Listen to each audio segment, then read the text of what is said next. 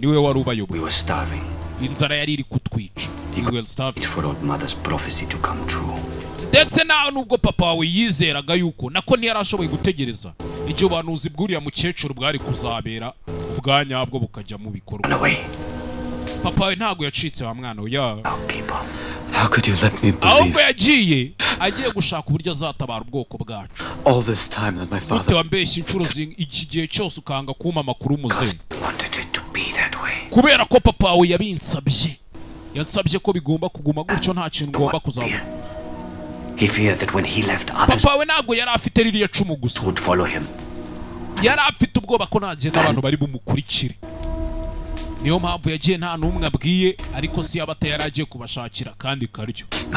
None se kucyo bari bwo bimbwiye muze. A good man draws a circle around himself and cares for those within. Umugabo nyamugabo w'umuhanga ubundi ashushanya uruziga akavuga ati ni bande turi kumwe muri uru ruziga. His children. Other men draw a larger circle and bring within their brothers and sisters.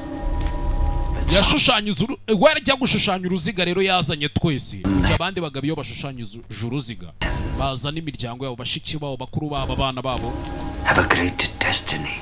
Jumenya ko wa mwana we rimwe na rimwe hari abagabo baba bagomba kugira icyerekezo gikomeye kandi gikakaye. A circle that includes many.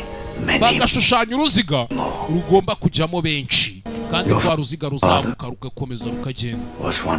Rero papa we yari umwe muri abo bagabo badashushanya uruziga rw'imiryango yabo gusa ahubwo bashushanya uruziga ruzajyamo n'abandi benshi. Rero wifatira umwanzuro ahubwo as well. Uvuge ngo ese njyewe nikomeze cyangwa hakuno